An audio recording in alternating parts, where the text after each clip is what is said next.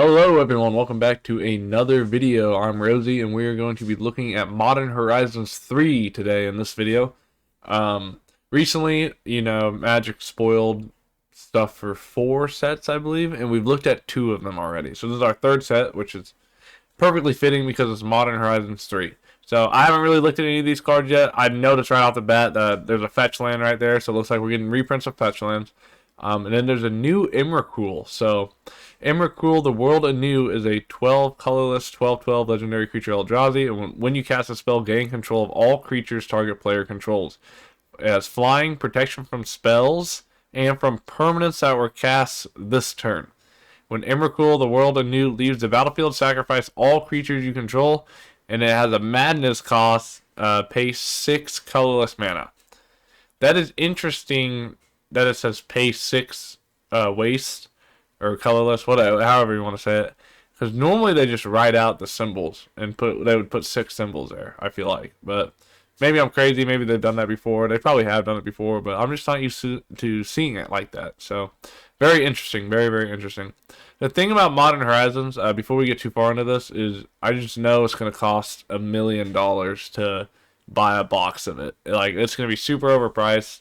It's also going to probably shake up the metagame for Modern a lot, so people who play Modern will feel like they have to buy the packs in order to... Yep, right here we have the set of fetch lands. I believe these are the ally fetches.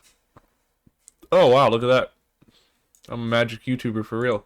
But people who play Modern are going to feel like they have to buy this set in order to compete, because it's going to shake up the metagame a lot. And I'm saying that before I even see any of the cards in it. So, obviously, if you can't tell from my other videos, I'm more of a Commander player. That's the format I play the most. I have very minimal experience with Modern. I played it a little bit, but not a whole lot. Like, I don't even have a deck constructed for Modern right now. I played a lot of Standard back in the day, too. So, I'm familiar with 60-card formats, just not so much Modern. But we'll look at this from more of a Commander perspective, because that's what I like to do. And we will see what they have for us. So we keep going here. Flare of Cultivation is a sorcery. It's 1 colorless and 2 green for... You may sacrifice a non-token green creature rather than... Oh my, let's restart. You may sacrifice a non-token green creature rather than pay this spell's mana cost. And then the spell is search your library for up to 2 basic land cards, reveal those cards, put 1 onto the battlefield tapped, and it's Cultivate. So it's 3 mana Cultivate, which Cultivate is 2 colorless and a green. But instead of paying the cost, you can sacrifice a non-token green creature. Wow. And it's a rare. Oh no. I mean, it's not game breaking by any means, but it did just mana creep, or not mana creep, power creep Kodama's Reach and Cultivate. Interesting, because you can just sack a non-token green creature. So you play Land of War Elves turn 1. Then turn 2, you have 3 mana, you use the 3 mana, then you sacrifice your Land of War Elf after you use a mana for it, and you get another basic land. Another one in your hand. That is very, very interesting. That's an interesting design choice. I'm curious to see how it'll affect the metagame. I don't know how prevalent Cultivate and Kodama's Reach is in Modern, but definitely for Commander, that's going to become a staple. And it being at rare, too, means it's literally just going to be a better Cultivate or Kodama's Reach, especially if you're running green heavy. Anyway, moving on. Man, I could sit there and talk about that card all day. But Psychic Frog is a blue and a black for a 1/2 creature frog. I love the frogs, to be honest. So he's goofy looking. I like him already. I don't even know what he does. He's cool. Whenever he deals combat damage to a player or planeswalker, draw a card. That's pretty solid for a 1/2 for 2. Discard a card, put a 1/1 counter on Psychic Frog. Okay. Exile 3 cards from your graveyard. Psychic Frog gains flying until the end of turn. Interesting. That's pretty good. I'm not gonna lie. That feels really good, especially for a blue and a black. 1, 2. I don't. It's not game breaking by any means, but I would try to play him in something. I don't know exactly what I would. Anything that you can benefit discarding for. I mean, you're putting counters on them. It's not like it's just until the end of turn. So I'm a fan. I think that's fun. I like the frogs. I like the design. Very cool. I love the art on it too. All the art for all of these are sick. But the next card we have is Scurry of Gremlins. It's a colorless red and a white enchantment.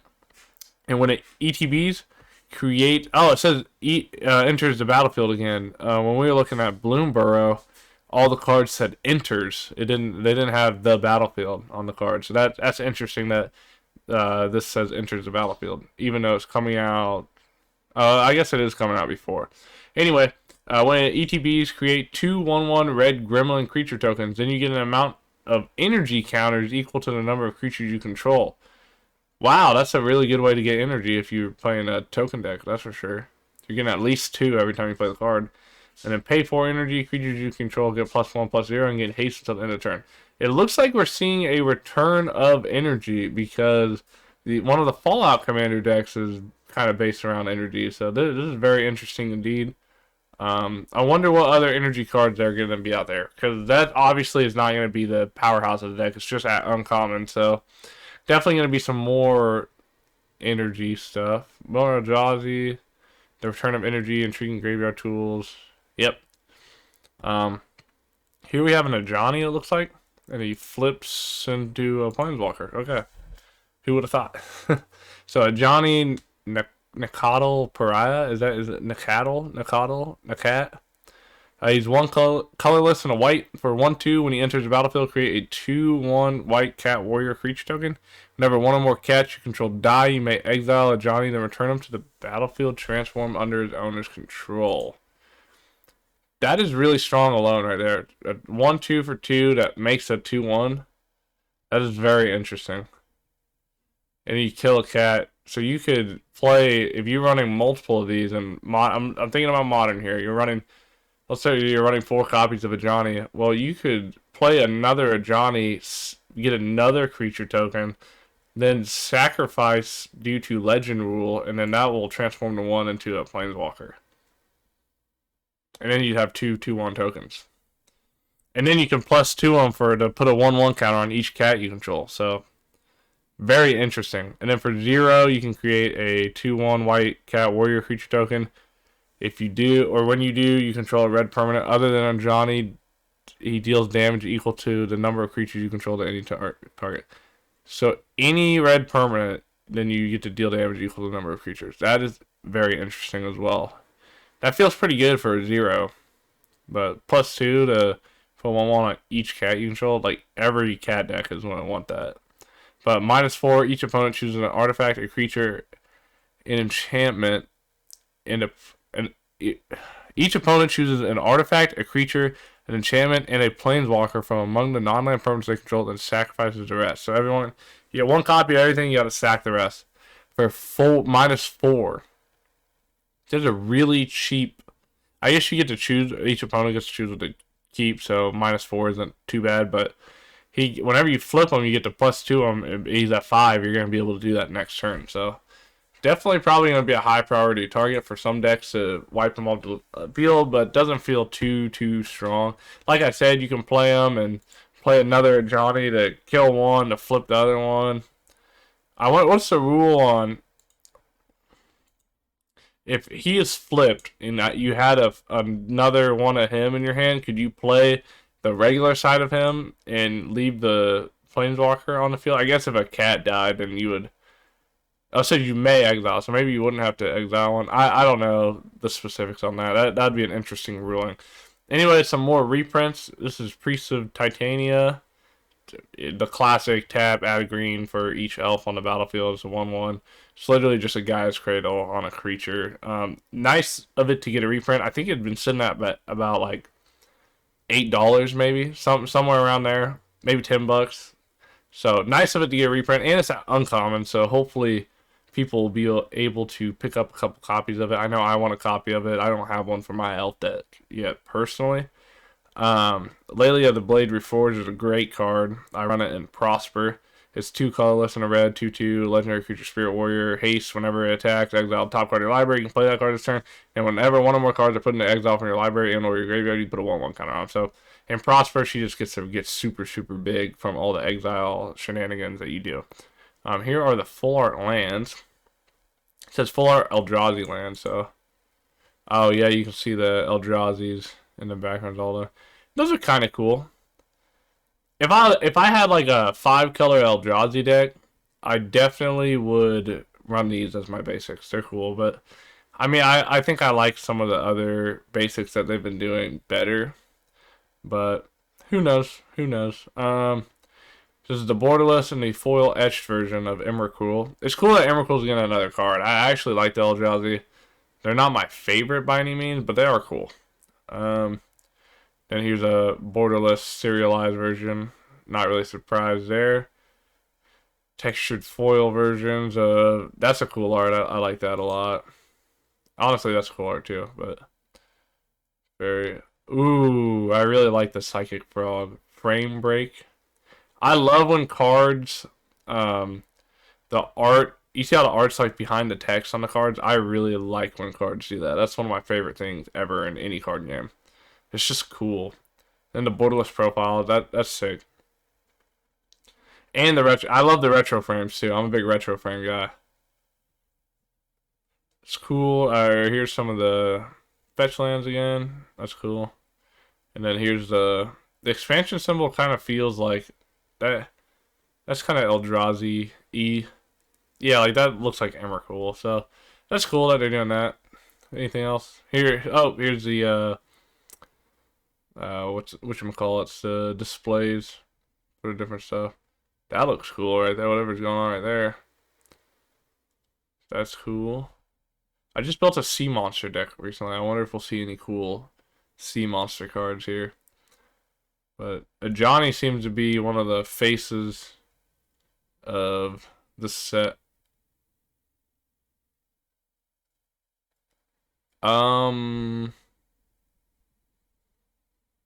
We're getting commander decks? I get 4 commander decks in a Modern Horizons set. Did they do that in the past? Hold on. Modern Horizons 2 Commander. They Commander Masters. That's Commander 2020. I don't think they have done that. That is an interesting choice.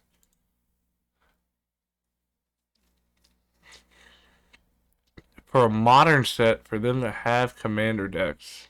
I'm kind of speechless right now, if you can't tell. That's very interesting, but I guess we'll theorize on this. It looks like there's a collector's edition of the deck. That feels a little greedy, Watsy. I'm not gonna lie. It's a little greedy. But, you know, I'm a commander player, so I'm not gonna complain. More stuff is more stuff. Hopefully, I mean, like I said earlier, this set's gonna cost $1 million freaking dollars to get anything. Like a booster box. If I had to guess, it's probably gonna go for like 400 or something just stupid. And I don't even want to think about collector boosters and how much they'll cost. But hopefully these will sit in the $50 range. But they might go. My LGS was selling the Commander Masters pre-cons for 110 a piece, which is robbery, by the way, for cardboard. But I'm not even gonna get into that this video. Anyway, the first deck we have here is Graveyard Overdrive. It's a black, red, and green deck. Fill your graveyard, avenge the dead. And then here's the Commander or Collector edition. But I mean, I assume it's probably a self-mill or self-discard type deck, and then a lot of resurrecting theme. That's cool. I can get behind that. I actually like the theme of that a lot. Here's a Simic, tricky terrain. It's green and blue. Ramp lands and grow value. I bet this deck will have, what's the name of the card? Flare of Cultivation. I bet that is in that deck. And if it's not, that is a missed opportunity. But, you know, this is probably just classic Simic ramp. Probably super annoying to play against. I mean, just think AC Tyrant of Gyre Strait, like what's the merfolk that play a land, draw a card, get a life. You guys know what I'm talking about. Tatyova, is that her name? Anyway, Creative Energy is a blue, red, and white. Energy counters, powerful payoffs. That is cool. I actually like this guy's like Mega Man arm cannon that he has. That's kind of sick, actually. I'm a fan of that. But another energy counter deck. So that's 2 energy counter decks in the span of a year. And in Fallout, in it looks like here in Modern Horizons 3, after not seeing energy counters since Kaladesh, right? I think that's the last time we saw energy counters. So that is very interesting that they decided this is just the mechanic that is making an awesome return this year. And then our last deck is Eldrazi Incursion, which is Wooburg in a colorless. So white, blue, black, red, and green, and then colorless. Start small, Eldrazi Smash. So that's probably just going to ramp colorless into big Eldrazi beaters. I know one of my friends will be very excited about the Eldrazi deck. That's for sure. He's a big Eldrazi guy, but it's interesting. None of these really stick out to me in any way. I'm not really an energy counter guy. Maybe the Mega Man cannon will switch otherwise. It looks like he's from Kaladesh, which you know what I mean. Like he's got like the masterpiece type, or like his armor and gun look kind of Kaladeshi, and then the rest of these people, I wonder if they're from Tarkir. And who knows what Eldrazi are from. I mean, they could be Zendikar, you know, Innistrad, wherever they are. I don't know. But very interesting. I don't know. Listen, guys, chat, viewers.